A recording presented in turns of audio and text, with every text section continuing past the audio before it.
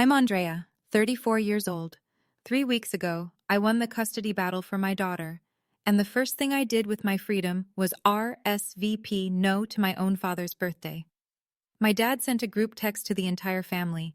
It said, "Heirs only, no dead ends, don't bring your daughter." He wasn't just talking about me, he was talking about my 6-year-old little girl.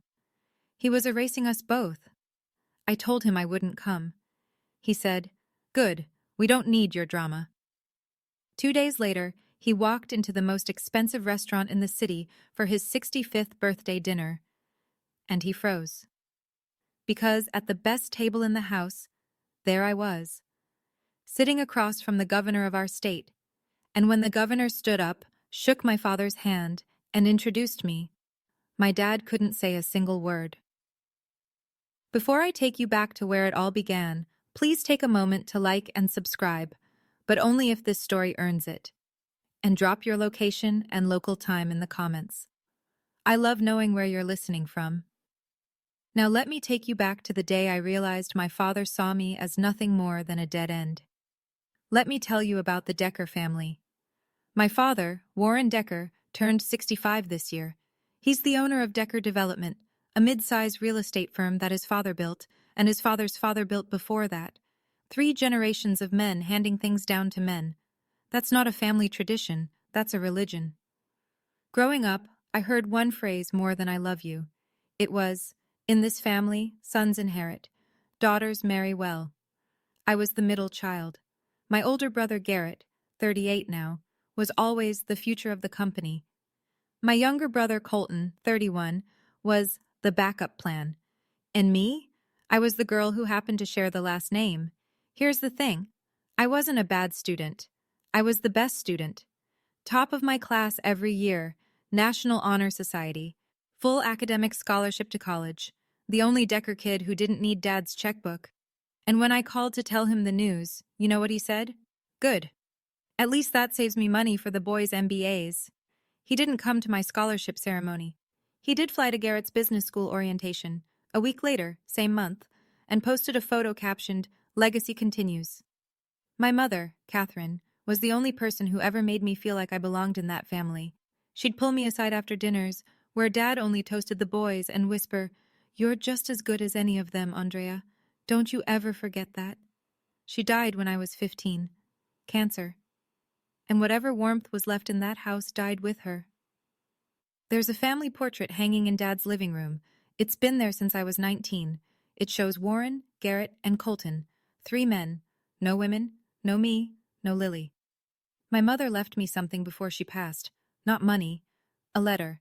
I've kept it in my nightstand for 19 years. I'll tell you what it said. But not yet. To understand why I spent 2 years swallowing every insult my father handed me, you need to understand Derek Morrison. I met Derek in college. Charming, ambitious, came from money, the kind of money that buys silence when things go wrong. We got married when I was 26. For a few months I thought I'd found my way out of the Decker gravity, someone who saw me. Then I got pregnant with Lily, and the mask came off. Derek told me point blank that fatherhood wasn't part of his 5-year plan. He left when I was 7 months along, signed nothing, paid nothing, just vanished into his family's Connecticut estate like I was a line item he'd written off. For 5 years it was just me and Lily. I built a career, I built a home, I built a life. And then, 2 years ago, Derek came back. Not to apologize, but to file for full custody. His family's lawyers were from one of the biggest firms in the state. Their argument? That I was isolating Lily from her paternal and extended family, that I was emotionally unstable, that my daughter would be better off in a 2-parent household with resources. My lawyer told me something that turned my blood cold. If I couldn't prove that Lily had a present, stable extended family on my side, Derek's argument would land. That's where Warren came in.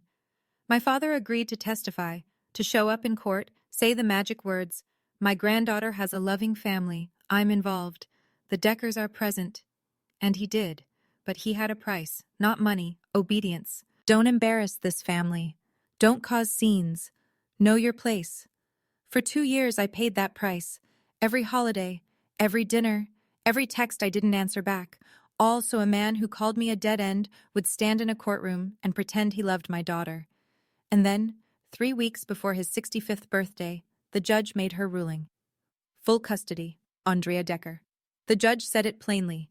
The child has a stable home, a thriving educational environment, and a mother who has demonstrated extraordinary dedication.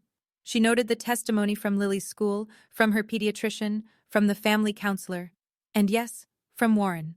He showed up, wore his best suit, told the court that Lily was a Decker through and through, and that the family was fully present.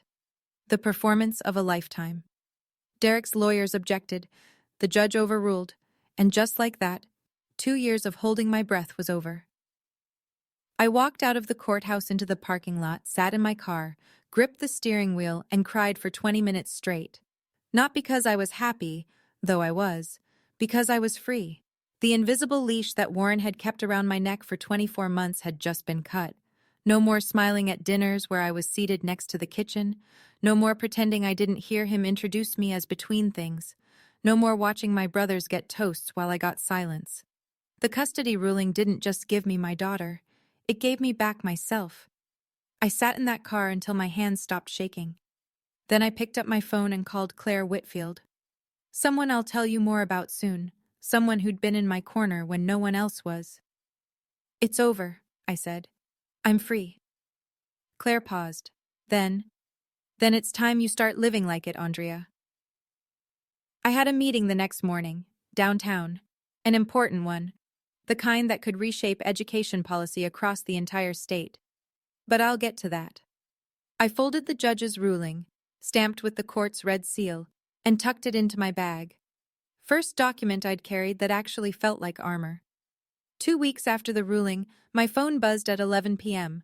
Lily was asleep beside me, one arm thrown over her stuffed rabbit, mouth slightly open the way 6-year-olds sleep, like the world hasn't touched them yet. I picked up my phone and opened the family group chat. Warren had sent a message. One paragraph. It read, "This is a milestone. My 65th birthday dinner will be held at the Whitfield Room on Saturday evening. This celebration is for heirs only. No dead ends. Don't bring your daughter." I read it twice. Then a third time. No dead ends. That was me. Don't bring your daughter. That was Lily. The man who'd stood in a courtroom 3 weeks earlier and called her a Decker through and through was now calling her a dead end in a group text. I looked at Lily sleeping. Her little hand was curled into a fist, like even in her dreams she was holding on to something. Then a private text from Garrett. "Dad's right, oh, it's his night. Don't make it about you." I'll be honest. The heirs only thing was my idea. He liked it. My older brother. The one who smiled at every Thanksgiving, like he wasn't watching me disappear. He'd written the words himself. I typed back to the group. "I won't come." Warren's reply was instant, like he'd been waiting. "Good. We don't need your drama. Your mother would be ashamed." My mother. He used my dead mother, his dead wife, as a weapon. And something strange happened. For the first time in my life, I didn't cry. Something inside me had shifted. The custody ruling hadn't just freed me legally, it freed something deeper. I put my phone down. I looked at Lily. And I thought about what Claire had said.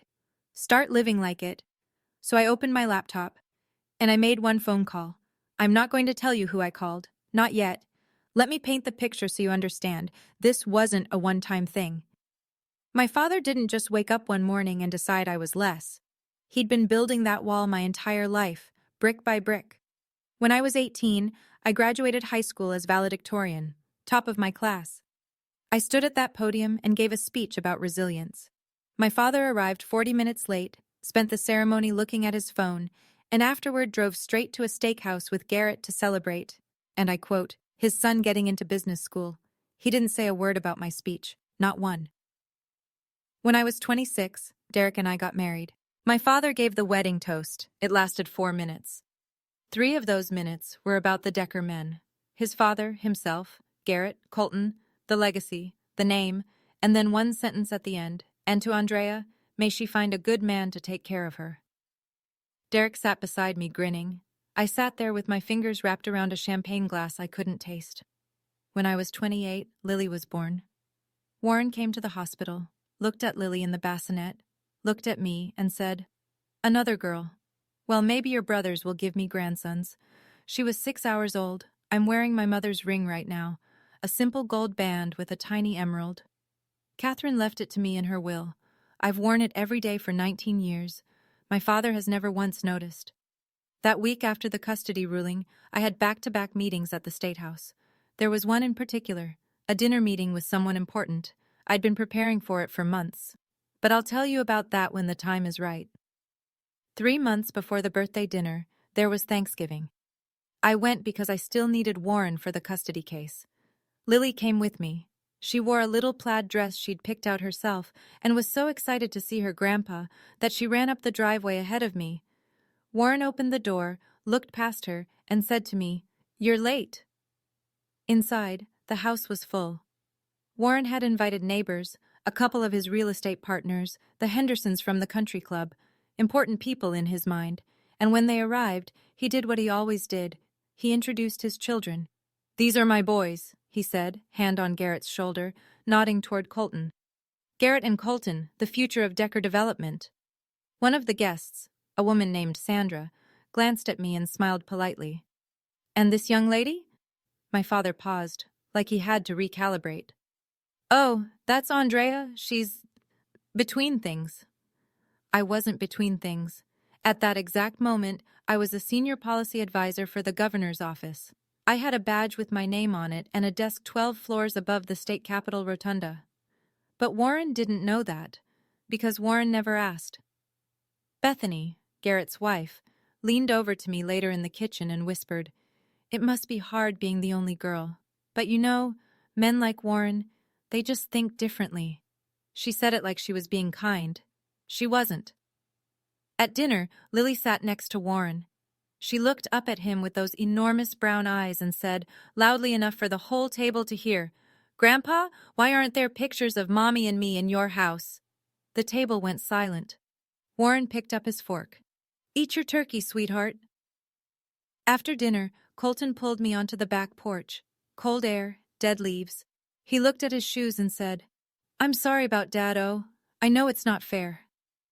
I looked at him, my little brother, 31 years old, still afraid of his own father. "Then say something, Colton." He was quiet for a long time. Then he went back inside. That silence told me everything I needed to know about my little brother. "I need you to understand how the custody case worked, not the legal fine print, but the mechanics of how my father used it." Derek's attorney built the entire case around one word: isolation. The argument was that I'd cut Lily off from family, that she was growing up in a bubble, that her mother was too emotionally fragile to maintain healthy relationships. It was all lies. But lies are persuasive when they come in a $900 an hour suit. My lawyer said, "We need your father on the stand. We need him to say the family is present. Without that, opposing counsel drives the isolation narrative home, and we've got a real problem." So I called Warren, and he said yes, but the deal came with fine print, unspoken, unwritten, but absolute. Every time I thought about pushing back on something, declining a holiday dinner, confronting him about the family portrait, asking why Lily and I weren't included in the Christmas card, Garrett would call, like clockwork. "Dad said if you don't show up, he'll have to reconsider his testimony. Something about you being uncooperative with family." It was surgical. They didn't scream. They didn't threaten. They just held the one thing I couldn't afford to lose, my daughter, and used it as a leash. Christmas that year, I showed up, smiled, set the table, cleared the plates, washed the dishes. Nobody said thank you. Nobody asked about my work. Warren gave a toast to the Decker legacy. I dried a wineglass and stared out the kitchen window at the snow. I kept screenshots of Warren's texts during those 2 years. Not as evidence for court. The case was over by then.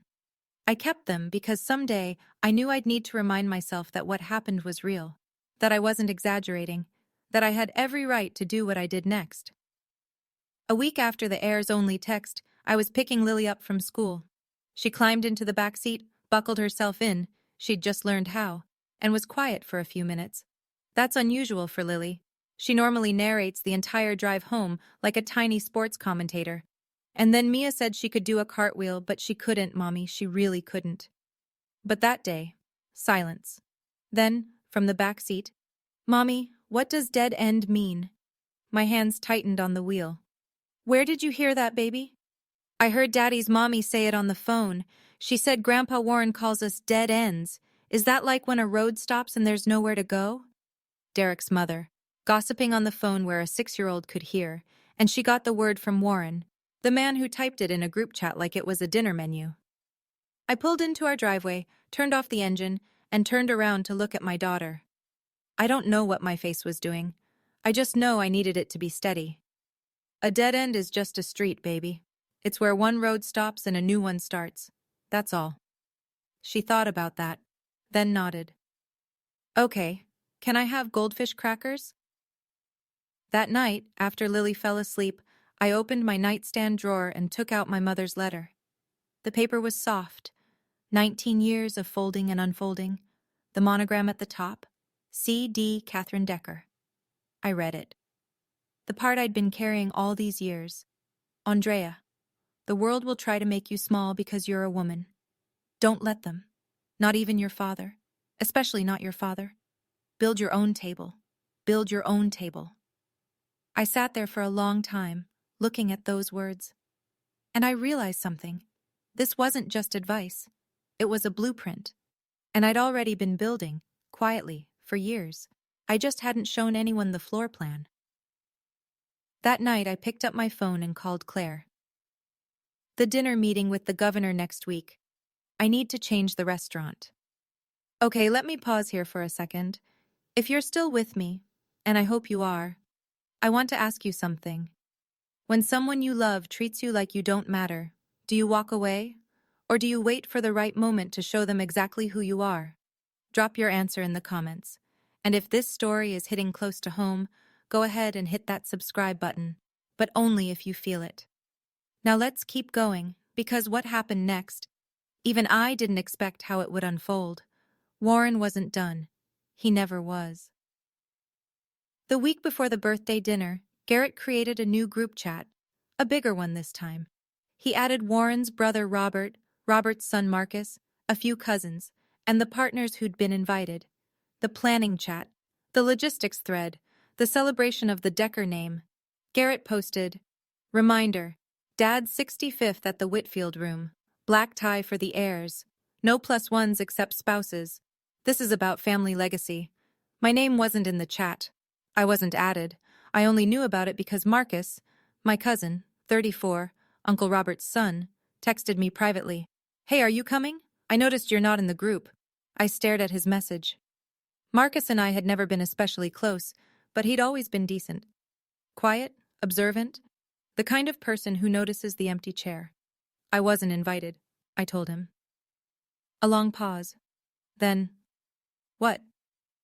I didn't elaborate. I didn't tell him about the text, the words, the way Lily had asked me what dead end meant. I just said, "It's fine. I have plans that evening. Good plans."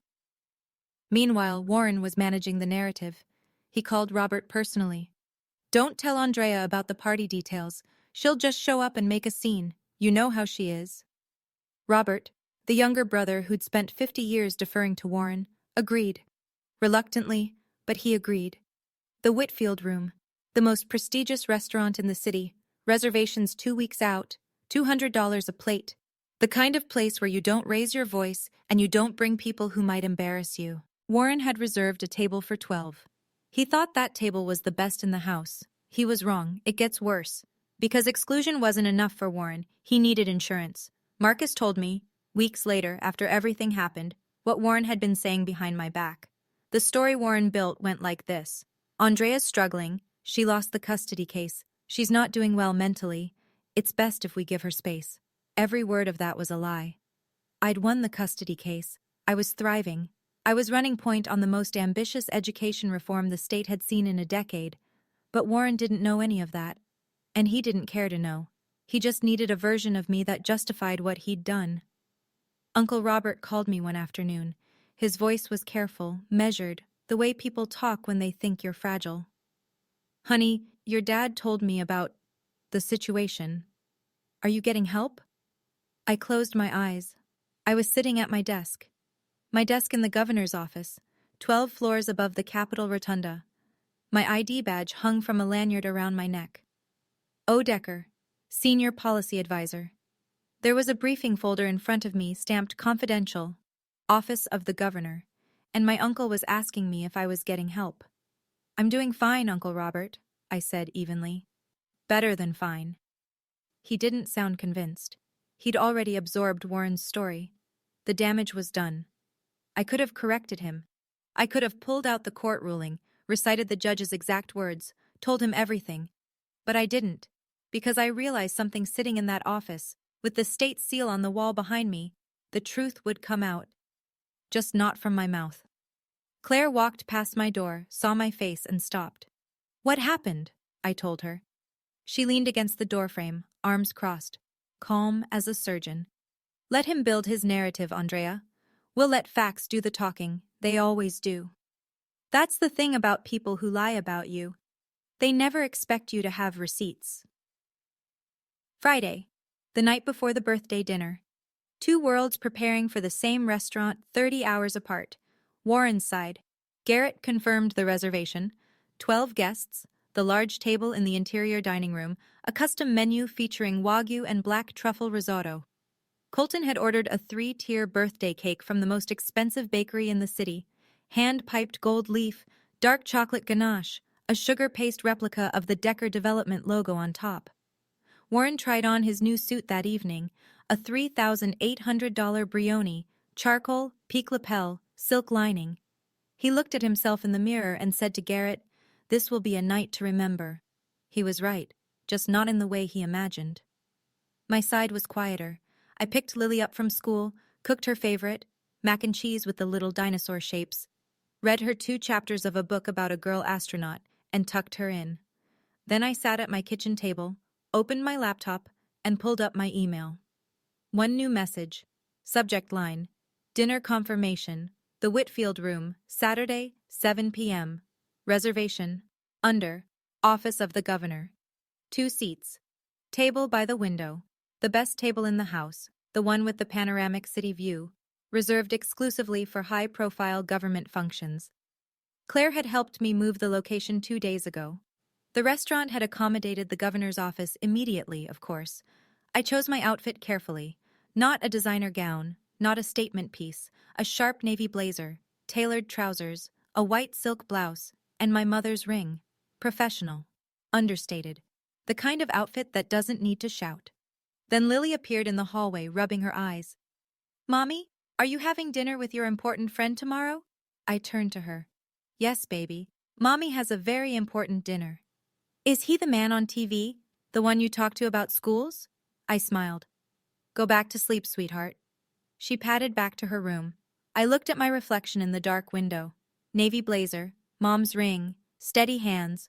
Tomorrow, I didn't need to be loud. I just needed to show up.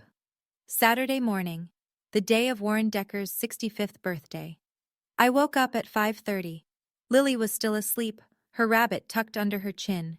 The house was quiet in that way that only early mornings are, like the world is holding its breath. I made coffee, sat at the kitchen counter, checked my phone. The family group chat, the one I wasn't in, but Marcus had been forwarding me screenshots, was already alive. Garrett had posted photos of the Whitfield Room's private dining setup, white lilies in crystal vases, place cards with gold calligraphy, a framed photo of Warren at the head of the table slot. Colton posted a picture of 4 bottles of Chateau Margaux 2005, roughly $600 each, lined up like soldiers. Warren himself had written, "Tonight, I celebrate 65 years and the legacy I built. With my heirs by my side, his heirs. 2 sons who'd never once stood between their father and his cruelty." I stared at the screen, and for one weak, terrible moment, the old feeling came back. That hollow pull in my chest, the one that whispered, "Maybe if you just called him. Maybe if you said, 'Please let me come. I'll sit at the end. I'll be quiet. Just let Lily see her grandpa on his birthday.' Old habits die hard, even the ones that hurt you." Then I looked up from my phone. Lily had wandered into the kitchen, still in her pajamas, clutching her rabbit. She climbed into the chair next to me and said sleepily, "Mommy, is today the important dinner?" And I heard it again. Mommy, what does dead end mean? The hollow feeling left. I called Claire. I'm having a moment. That's normal. You're not doing anything wrong, Andrea. You're showing up to a dinner you earned. The rest is just geography. Geography. I liked that. 6 o'clock. Across town, Garrett pulled up to Warren's house in his black Mercedes S-Class, vanity plate DECKER1. Warren walked out in the Brioni suit, adjusting a silk pocket square, his silver hair swept back like he was arriving at his own coronation. He slid into the passenger seat and said, "Where's that gift from Senator Mitchell?" Garrett handed him a small envelope. Warren turned it over, satisfied. He'd invited a state senator to boost his image, a man he'd donated to for 3 election cycles. That was Warren's idea of power, proximity. Stand close enough to someone important, and the importance rubs off. He had no idea what real proximity looked like. Not yet. At my house, I kissed Lily goodbye at the door. Mrs. Patterson, our neighbor, a retired school librarian, the most trustworthy woman on the block, was babysitting. Lily wrapped her arms around my waist and said, "Good luck at dinner, Mommy. Tell your TV friend I said hi." I laughed, kissed her forehead. "I will, baby." I drove downtown with the windows down. The city was that particular shade of golden hour that makes everything look like a painting.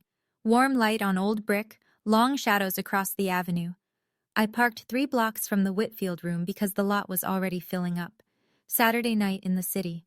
I sat in my car for 5 minutes, hands on the wheel, breathing. Then I got out, walked toward the entrance, and in the parking lot, gleaming under a streetlight, I saw it. The black Mercedes S-Class. Vanity plate DECKER1. He was already here. I walked through the front door of the Whitfield room.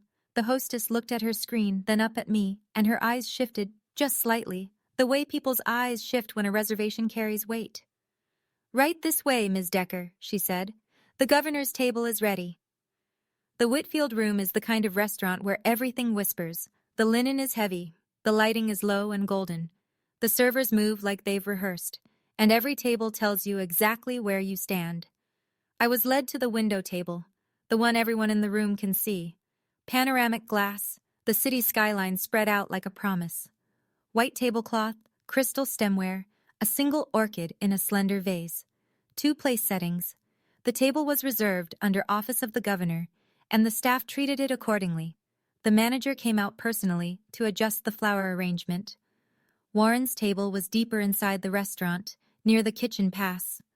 A large round table for 12, nicely set, but positioned in what anyone in the hospitality world would recognize as the second tier. Good, not best. Visible, not prominent. I sat down, ordered sparkling water, folded my hands in my lap, waited. I could hear, faintly, the sounds of a large party assembling in the other room. Chairs scraping, laughter, the clink of expensive glasses. Warren and his heirs gathering for the legacy dinner. I didn't look. At 7:15, Governor Thomas Hadley arrived. He walked in with a single aide, no fanfare, no security detail for a private dinner, and crossed the room to my table with the easy confidence of a man who's been in public life for 30 years. He shook my hand with both of his. "Andrea, great to see you. I've been looking forward to discussing Phase 2. This was real. This was a work dinner, not a stunt, not a setup. The governor and I had been meeting monthly about the statewide education reform initiative I'd architected. Tonight was about Phase 2, expansion into rural districts. I had a briefing binder in my bag. The restaurant manager appeared at the table. "Governor Hadley, welcome. Can I start you with anything?" The governor sat, opened his napkin, and smiled at me. "Let's get to work." And then he said something else, casually, almost as an afterthought. "By the way, Andrea, that letter of commendation. I signed it yesterday. You'll get it Monday. You've earned it." A letter of commendation, signed by the governor, for work I'd done while my father was telling the family I was falling apart. 30 minutes later, Warren Decker made his entrance. I didn't see it happen. I was facing the window, talking policy with the governor, but I heard it. The way you hear a weather system shift before you see the clouds.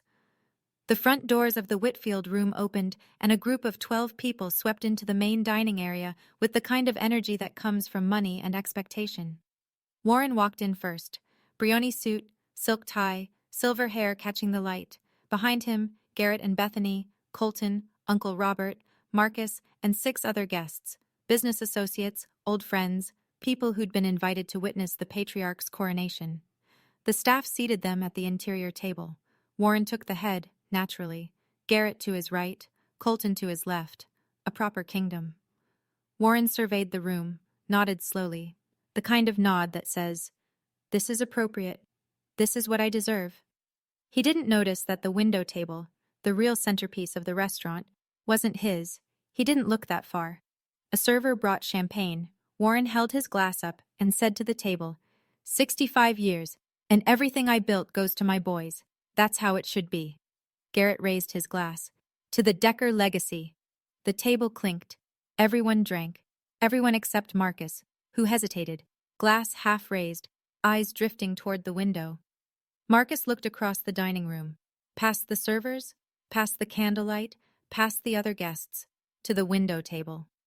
And he saw me, sitting across from a man he recognized instantly, a man whose face was on billboards, in newspapers, on television. Marcus's glass froze halfway to his lips, his mouth opened slightly. Then he closed it. He didn't say a word. Not yet. But I could feel it. From 40 feet away, I could feel the first domino tilting. At my table, the conversation had moved from policy to something lighter. The governor asked about Lily, the way a decent person does when they know you're a parent. "How's your daughter? Lily, right? You mentioned she got into the gifted program." "She's wonderful," I said. "She told me yesterday she wants to be a scientist who fixes schools." He laughed. "Then she's already better at messaging than half my communications team." This was the part of working with Governor Hadley that I valued most. He saw people, not titles, not last names, not legacies, people.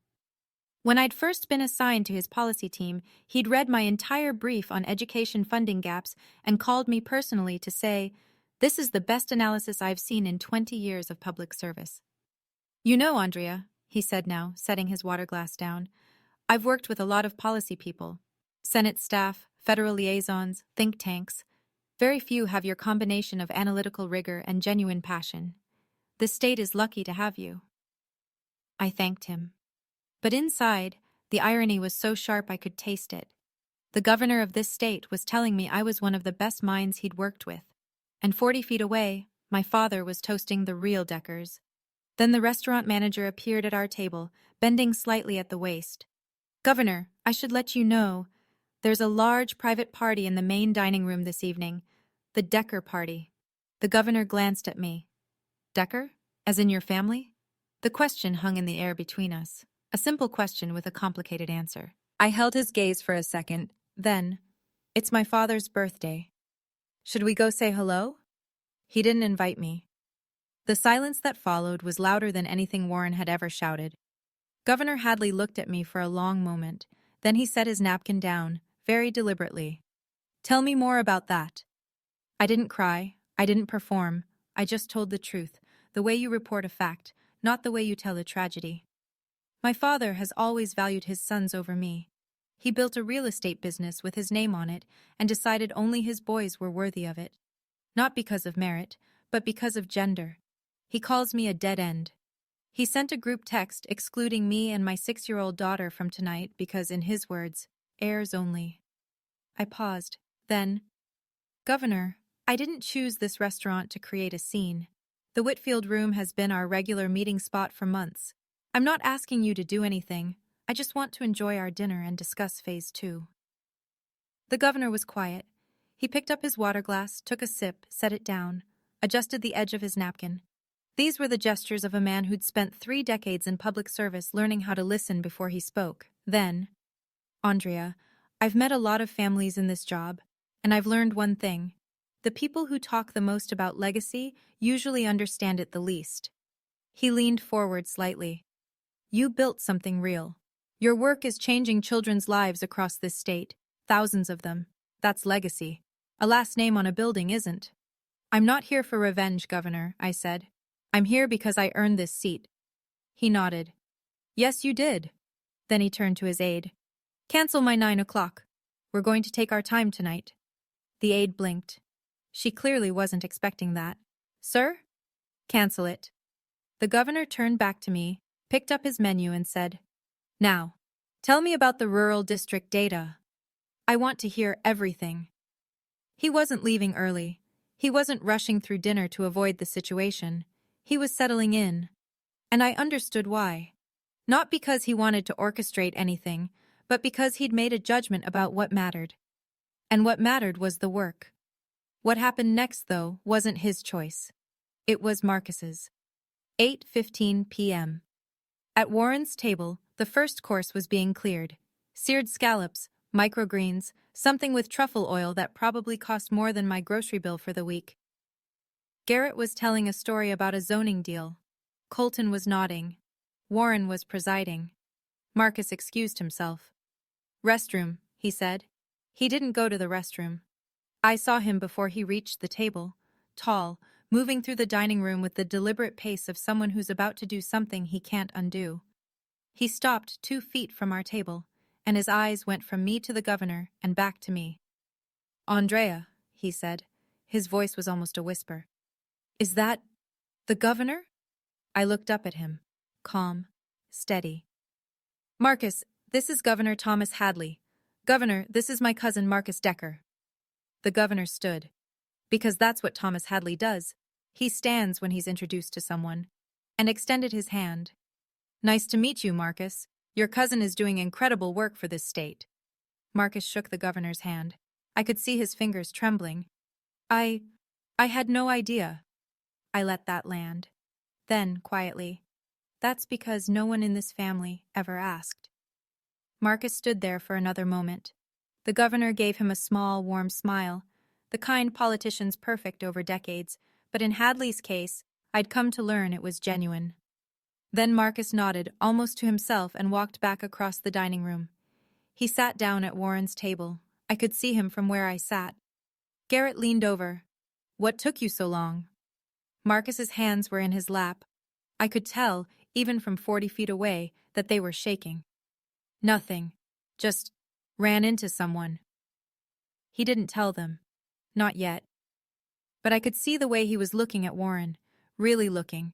The way you look at something when you finally see it clearly for the first time. The dominoes were tilting, and I hadn't pushed a single one.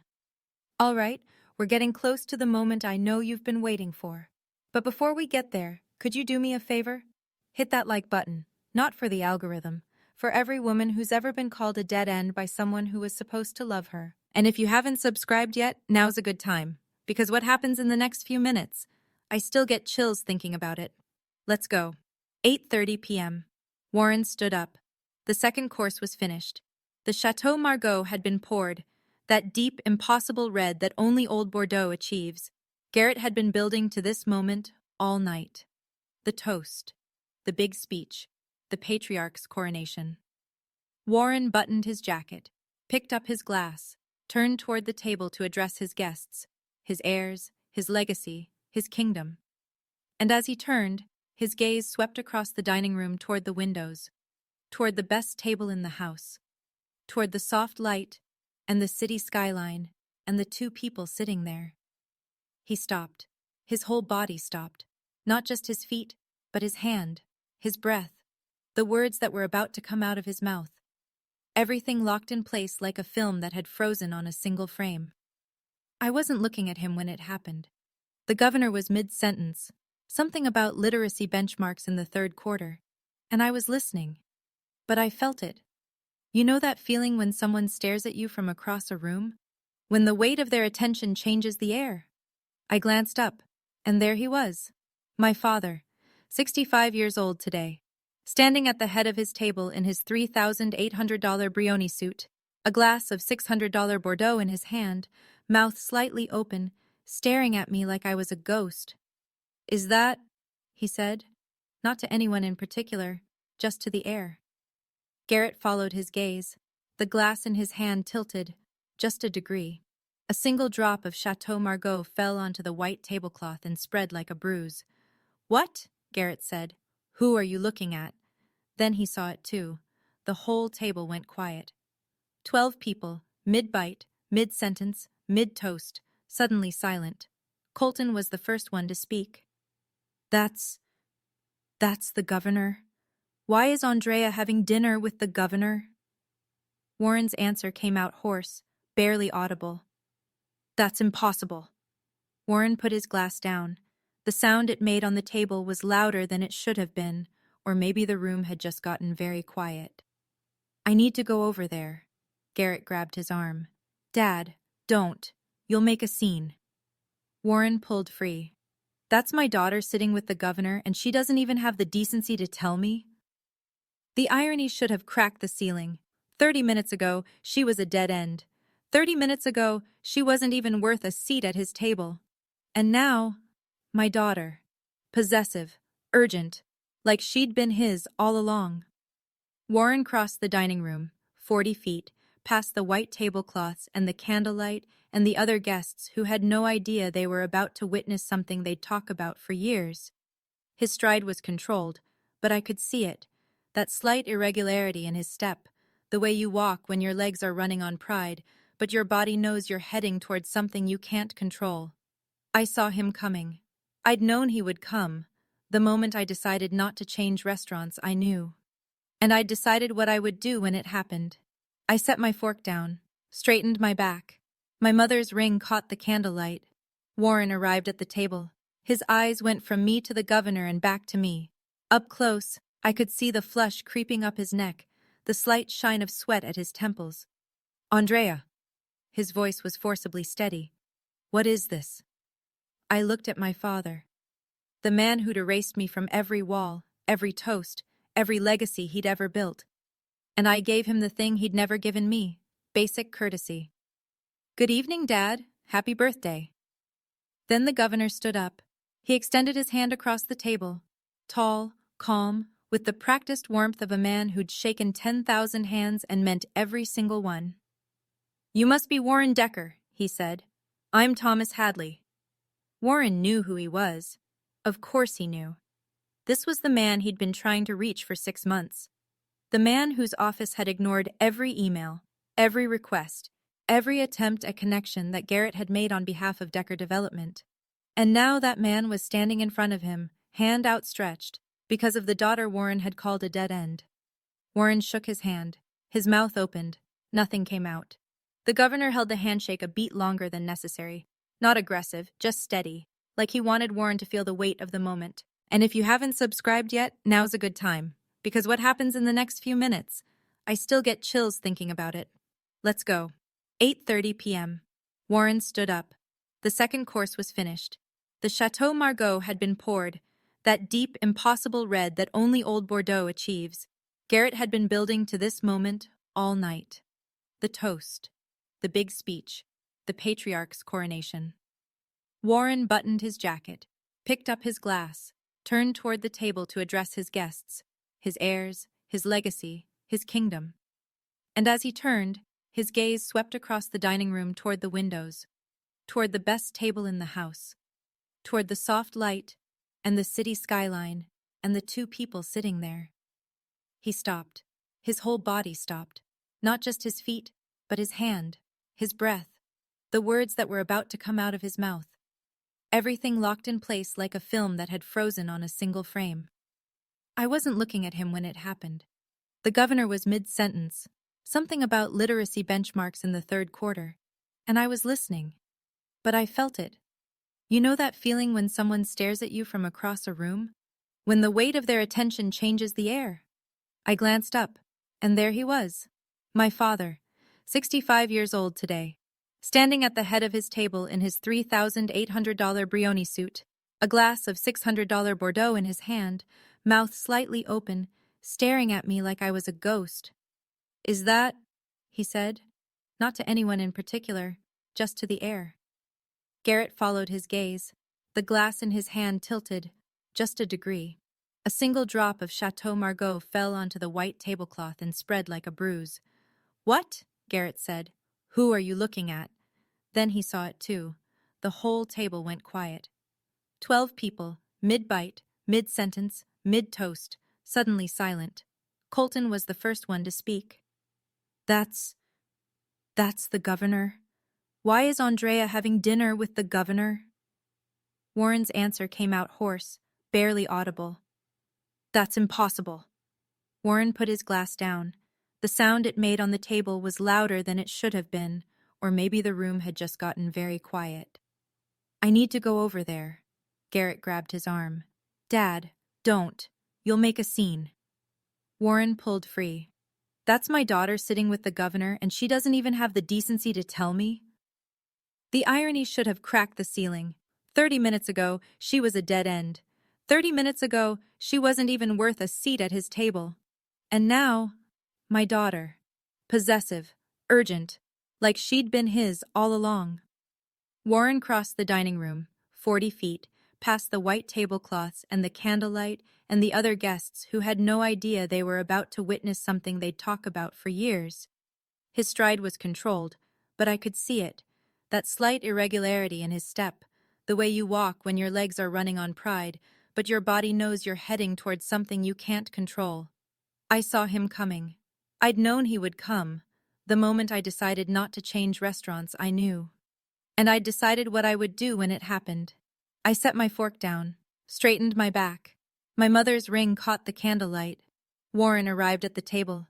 His eyes went from me to the governor and back to me. Up close, I could see the flush creeping up his neck, the slight shine of sweat at his temples. Andrea. His voice was forcibly steady. What is this? I looked at my father. The man who'd erased me from every wall, every toast, every legacy he'd ever built. And I gave him the thing he'd never given me, basic courtesy. Good evening, Dad. Happy birthday. Then the governor stood up. He extended his hand across the table, tall, calm, with the practiced warmth of a man who'd shaken 10,000 hands and meant every single one. You must be Warren Decker, he said. I'm Thomas Hadley. Warren knew who he was. Of course he knew. This was the man he'd been trying to reach for 6 months. The man whose office had ignored every email, every request, every attempt at connection that Garrett had made on behalf of Decker Development. And now that man was standing in front of him, hand outstretched, because of the daughter Warren had called a dead end. Warren shook his hand. His mouth opened.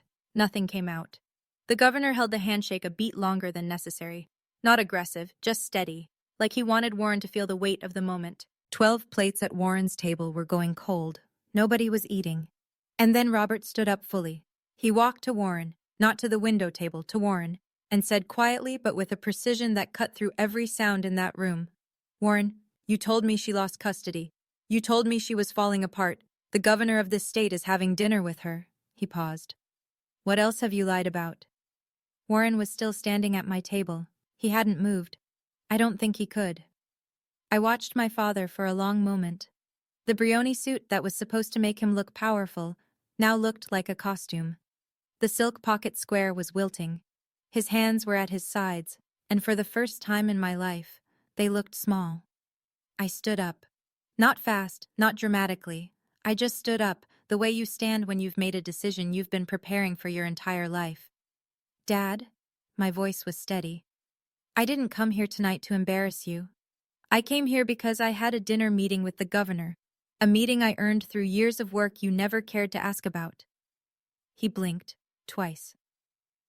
You called me a dead end. You told the family I was falling apart. You excluded me and Lily from your birthday because we weren't heirs. The word landed like a stone in water. But here's what you missed.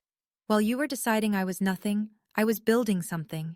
Not for your approval, not for your legacy, for my daughter, for myself. I took a breath.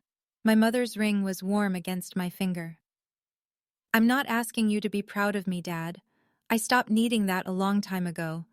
But I need you to hear this. Lily and I are not dead ends. We are not your shame.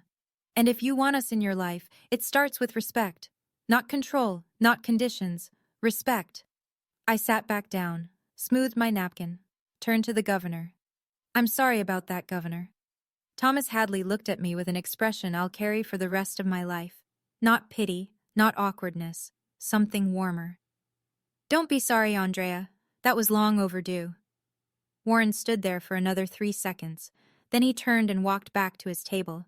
He didn't look at me again, not once. But I saw his hand. The one that wasn't holding anything, the one that was just hanging at his side. And it was trembling. The governor waited until Warren was back at his table. Then he reached into the leather portfolio beside his chair, the one his aide had been carrying, and pulled out a document. Heavy cream-colored paper, the state seal embossed in gold at the top, a signature at the bottom that I'd seen on legislation, executive orders, and proclamations that affected millions of people. "I was going to give you this Monday," he said, "but I think you deserve it now." He slid the letter of commendation across the table to me. I picked it up. My hands were trembling, not from fear, not from anger, but from the sheer weight of being seen, of someone in a position of power looking at my work and saying, in writing, with a seal and a signature, "You matter." The letter cited my exceptional leadership in designing and implementing the State Education Reform Initiative, my demonstrated commitment to equitable access, and my extraordinary analytical capabilities that have directly improved outcomes for over 200,000 students statewide. 200,000 students. While my father was telling people I was between things, the governor flagged the restaurant manager. "Would you mind? I'd like to take a photo with Ms. Decker for the state's newsletter." The manager obliged. We stood side by side, the commendation between us, the city skyline behind us through the window. The camera flashed. From across the room, I didn't look, but I could feel it. Warren was watching. His daughter, holding an official letter from the governor, posing for a state publication, in the restaurant where he was supposed to be king. Marcus returned to Warren's table. He stood, not sat, and said in a voice clear enough to carry, "Uncle Warren, I just shook hands with the governor. He told me Andrea designed the education reform program the entire state is using. Did you know that?" The table looked at Warren. Warren said nothing. There was nothing left to say. The narrative he'd built, Andrea is struggling, Andrea is unstable, Andrea is a dead end, was disintegrating in real time. And the person dismantling it wasn't me. It was the truth. Uncle Robert came to the window table next. He approached slowly, the way you approach someone when you know you owe them something you can't easily repay. "Governor Hadley, I'm sorry to interrupt." Robert's voice was careful, respectful. "I'm Robert Decker, Andrea's uncle." The governor nodded warmly. "Of course, please." Robert turned to me, and his face, this man who'd known me since the day I was born, who'd watched me grow up in his brother's shadow, who'd believed Warren's lies without a single phone call to verify, his face crumbled. "Andrea, I owe you an apology. Your father told me things that weren't true. I should have called you directly. I should have asked." "Thank you, Uncle Robert," I said. No edge in my voice, no lecture. Just the truth meeting a man who was finally ready to hear it. "That means a lot." He swallowed hard. "How's Lily? I haven't seen her in so long." I smiled, a real smile, the first one that evening that wasn't armor. "She's amazing. She just got accepted into the state gifted and talented program. Top 2% in the state." Robert's eyes widened. "Top 2%? She also started reading at 4. She loves astronomy. Last week she told me she wants to be a scientist who fixes schools, because that's what she thinks I do." The dead-end granddaughter, the one who wasn't worth a seat at the birthday table. Top 2% of the state. Robert stood very still. Then his eyes filled. Not dramatically, not performatively, just the quiet overflow of a man realizing the enormity of what his family had done. He walked back to Warren's table. I couldn't hear exactly what he said, but I saw his posture change, shoulders squared, chin up, and then his voice carried, just barely, across the dining room. "Your granddaughter is in the top 2% of this state's gifted program, Warren. She's 6 years old, and you called her a dead end in a group text." He paused. The table was silent. "I'm ashamed to be your brother tonight." Garrett tried to salvage it, because that's what Garrett does. He manages. He controls. He smooths things over so the Decker machine keeps running. He walked back to the governor's table one more time, straightening his tie, forcing his face into something resembling confidence. Governor Hadley, I apologize for the disruption this evening. If there's anything Decker Development can do to support your office, any way we can contribute, the governor looked at him, not unkindly, but with the absolute clarity of a man who has no reason to pretend. Mr. Decker, I appreciate the offer. But I should tell you, I'm familiar with your zoning applications. Quite familiar, in fact. They'll be reviewed through standard procedures. I don't discuss development approvals at social dinners. He paused. I'm sure you understand. Standard procedures. In government, that means you are no longer a priority. You are in the pile. You will wait like everyone else. Garrett walked back to Warren's table. I watched his face transform with every step, the false confidence falling away like plaster off a wall. By the time he sat down, he looked 10 years older. What did he say? Warren's voice was barely there. It's over, Dad. He's not going to help us. What do you mean it's over? I mean the man you've been trying to get a meeting with for 6 months. The one whose office has ignored every single one of my emails.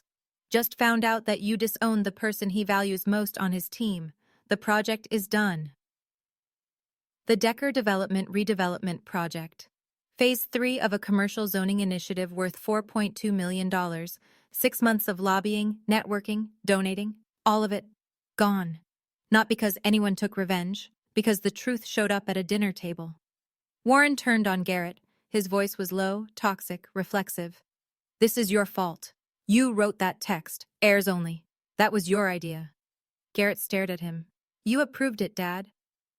They sat there, looking at each other, father and eldest son, the pillars of the Decker legacy crumbling into each other. The party ended early. There was no toast, no speech, no 65 years and everything I built. The guests filed out in ones and twos, the way people leave a room where something irreversible has happened. Quiet, quick, eyes forward. Robert left without saying goodbye to Warren. He shook Marcus's shoulder on the way out, and the two of them walked into the night together. Bethany gathered her coat and followed Garrett in silence. Colton lingered, but when Warren wouldn't look at him, he left too. And then there was Warren, alone at a table for 12. The 3-tier birthday cake, hand-piped gold leaf, dark chocolate ganache, the Decker Development logo in sugar paste, sat untouched at the center of the table. The candles had never been lit. I was still at my table. The governor and I had returned to our conversation. Phase 2, Rural District Data, a pilot program in the western counties. Real work, meaningful work. I could feel Warren watching from across the room, but I didn't turn. There was nothing performative left to do. The truth had done its job. I just needed to keep being myself. But I'll tell you what I noticed from the corner of my eye. Warren was looking at his hands, specifically at his left hand, at the gold wedding band he still wore. The same band Catherine had placed there 39 years ago. The same style as the ring on my finger. My mother's ring. I don't know if he'd ever noticed before that I wore it, but he noticed tonight. I could tell by the way his fingers went to his own band and held it there, like he was trying to remember something he'd lost a long time ago. He stood up, walked toward the exit, didn't look back at the cake, didn't look back at me. Colton's voice came from somewhere near the coat check. Dad. Not now, Colton. Not angry, just empty. The front door closed behind him, and the last sound of Warren Decker's 65th birthday celebration was the click of an expensive latch in a very quiet room. And that was the last time I saw my father for 3 weeks, until the letter arrived. The week after was strange, like the air pressure had changed and nobody knew how to breathe yet. Garrett called first. That alone was unprecedented. In 34 years, Garrett had never called me for anything that wasn't logistics or leverage. Andrea, Long pause. The sound of someone swallowing something that tasted terrible. I didn't know about your job, about the governor, about any of it. You didn't know, I said, because you didn't ask. None of you did. Silence. Then, I was the one who wrote the heirs-only text. I told Dad to send it. I know. How? Because Dad doesn't type that fast. He didn't laugh. I didn't expect him to. There was another long silence. The kind where you can hear someone deciding whether to be honest or retreat into the comfortable machinery of denial. Garrett chose a middle ground. I'm sorry, Andrea. I hear you, Garrett, but sorry is a word. I'm going to need more than a word. He didn't know what to say to that. We hung up shortly after, but it was a start. Not a good one, but a real one. Colton texted. Short, raw, no polish. I'm sorry, I should have stood up for you. I was a coward. I typed back. I appreciate that, Colton. When you're ready to show Lily you mean it, she'll be here. Uncle Robert called too. He apologized. Genuinely, heavily, like a man carrying a bag of rocks he'd only just realized he'd been holding. He told me he'd spoken to Warren. He's not doing well, Andrea, but that doesn't excuse anything. No, I said, it doesn't. I didn't forgive anyone that week. Forgiveness isn't a light switch, it's a road, and they hadn't even started walking. But for the first time in years, my phone was ringing with calls from people who wanted to talk to me, not at me, not around me, to me. And that was something. 3 weeks after the dinner, a letter arrived at my door. White envelope. No return address. But I recognized the handwriting immediately. The tight, precise capital letters that Warren Decker had used on every check, every contract, every birthday card he'd ever written to his sons. I'd seen that handwriting 1,000 times, just never on anything addressed to me. I sat down at the kitchen table. Lily was at school. The house was quiet. I opened the envelope. Handwritten, 4 paragraphs. No lawyer, no assistant, no drafted and redrafted corporate language. Just a man and a pen, and the thing he should have said years ago. Andrea, I haven't slept in 3 weeks. I've been sitting in my study staring at the wall, and I keep seeing the same thing. You at that table, with the governor, wearing your mother's ring. I didn't know you wore it. That's the part that won't leave me. Not the governor, not the job, not the program you built. The ring. I didn't know. I lied to Robert. I lied to the family. I said things about you that weren't true because it was easier than admitting what I'd done.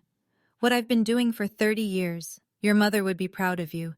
Not because of the governor or the commendation. She wouldn't have cared about that. She'd be proud because you raised Lily into the kind of child who asks why there are no pictures of her mommy on the wall.